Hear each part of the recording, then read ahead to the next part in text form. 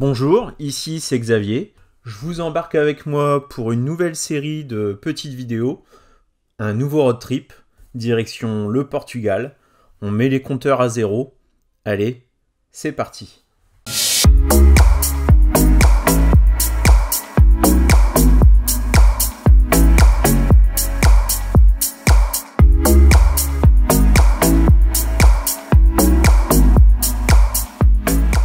Alors par où commencer? Alors déjà pas de spoil, ça a été un gros road trip, donc 5510 km avec ma SR+. Donc j'ai pris la chinoise, batterie LFP, une voiture qui avait 4000 km, donc je lui ai plus que doublé son kilométrage. Le départ s'est effectué de mon domicile, dans les Hauts-de-France, l'Oise, près de Compiègne. Et au plus loin, je suis allé près de Faro, donc vraiment sud du Portugal. Dans cette série de vidéos road trip au Portugal, je vais aborder plusieurs sujets, notamment est-ce que ma petite Tesla SR+, m'a été suffisante ou est-ce que ça aurait quand même été plus confortable d'avoir une long range. Mais aussi, je vous parlerai de l'aspect financier d'un tel trajet, sans oublier de vous incorporer aussi des belles images que j'ai capturées au Portugal. Ça va être un petit peu long de vous détailler tout ça, donc je pense pas le faire en une seule vidéo.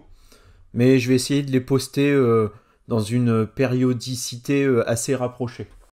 Alors déjà, allez, on va tout de suite passer à la douloureuse. Combien coûte un tel trajet?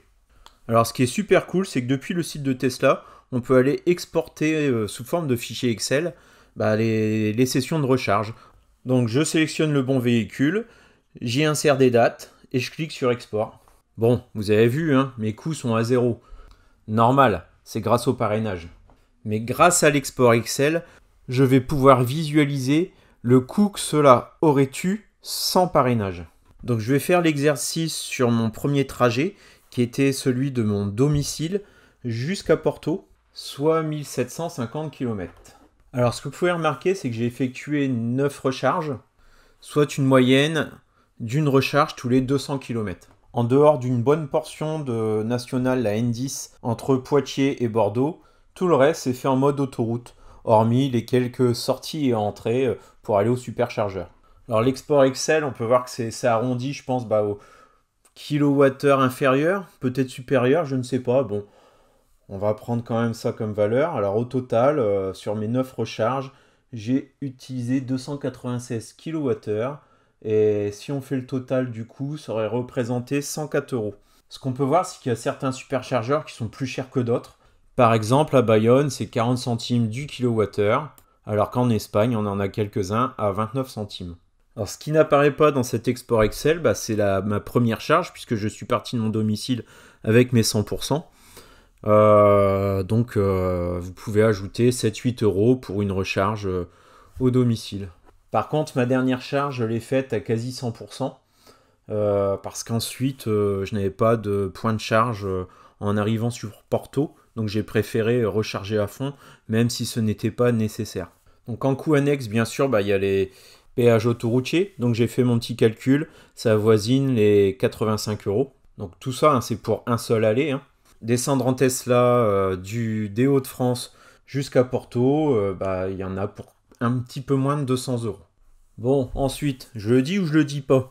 J'ai pour principe de tout d'être transparent et de vous dire l'intégralité de comment s'est passé mon trajet, parce que oui, déjà j'ai pas payé les superchargeurs grâce au parrainage. Ça, je m'en suis pris plein. Les youtubeurs s'en prennent plein la figure pour dire qu'on est des profiteurs, etc. Là, je vais me faire huer et on va me lancer des tomates. Donc lâchez-vous un petit peu sur les pouces bleus pour contrer un petit peu les pouces en bas. Alors je vous explique un petit peu le truc. Donc déjà, je devais pas aller au Portugal en Tesla puisque j'avais un billet d'avion. Et avec la famille et les enfants, c'est quand même des longs trajets. Et je voulais pas faire subir ça à mes enfants.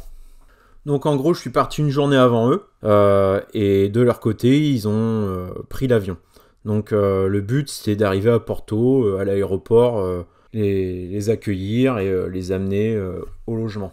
J'ai pris la Tesla avec moi dans un simple but économique, parce que c'est quand même un gros trajet qu'il faut se farcir. Ça doit être une Tesla, ça reste un long voyage.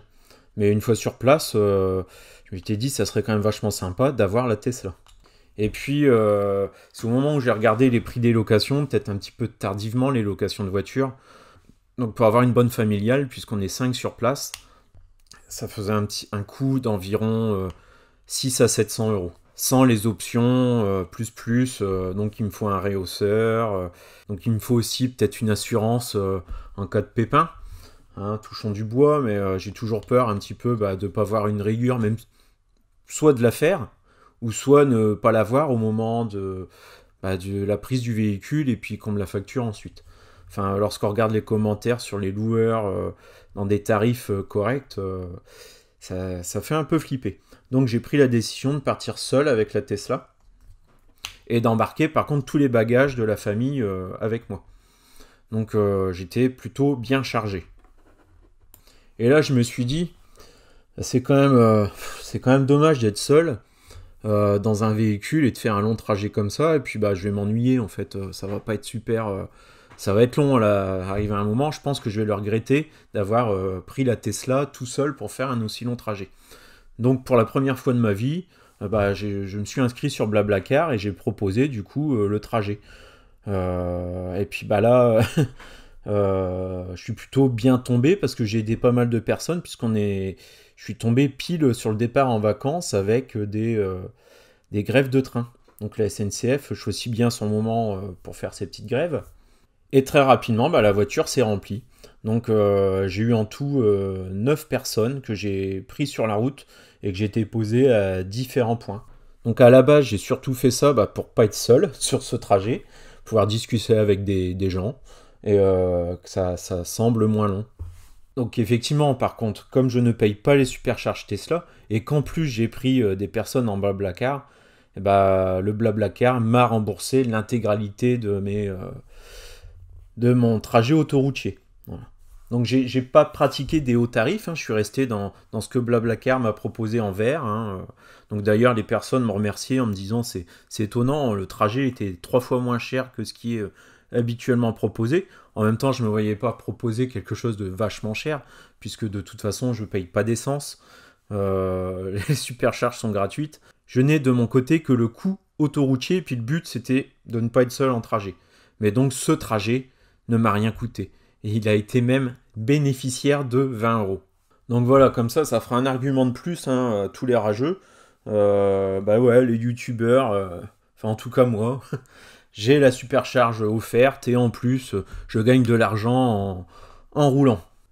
Donc bien sûr, hein, avec les personnes que j'ai pris en Blablacar, on a parlé pas mal de la voiture. Ils avaient beaucoup de questions. Pour la plupart, c'était une découverte de l'électrique. Donc c'était vachement sympa, ils ont été vachement étonnés du fait que on s'arrête très peu de temps au superchargeur. Si je prends l'historique de mes supercharges, donc j'ai une première charge à Orléans, 19 minutes, la deuxième à côté du Futuroscope, 19 minutes également, à Angoulême, 18 minutes, un Leclerc Express, 10 minutes, et enfin Bayonne, 34 minutes. Donc j'ai eu des personnes de Charles de Gaulle jusqu'à Bayonne. J'ai toujours donné un horaire qui était sur la fin de charge. Donc comme ça, ils n'ont pas attendu le temps de la charge. Et puis le temps de mettre les bagages dans le coffre, etc. Finalement, ils n'ont pas attendu. Et puis comme il y avait souvent des échanges, donc une personne qui descendait au superchargeur et une autre qui montait, le temps de faire l'échange, d'aller aux toilettes, finalement, il y a quasiment pas eu de temps mort. Et donc j'ai pas été raconter ma life du fait que je faisais des vidéos, etc. Donc je les ai pas embêtés à filmer, hein. C'est pas trop, je suis plutôt discret, c'est pas trop mon genre à m'introduire, à imposer la caméra à des gens que je ne connais pas. Le but c'était de les dépanner sur cette grève SNCF aussi, hein. Donc ça m'a fait plaisir. Puis mon côté, ça m'a permis d'avoir un trajet qui m'a semblé vachement plus court. Voilà. Sur déjà la traversée de la France jusqu'à Bayonne. Allez, à bientôt dans une prochaine vidéo. Là, j'aurai des images de la seconde partie du trajet. Donc la seconde partie du trajet, elle s'est faite de nuit en Espagne. Donc la traversée de l'Espagne, puis l'arrivée au petit matin au Portugal. À très bientôt dans une prochaine vidéo. Ciao.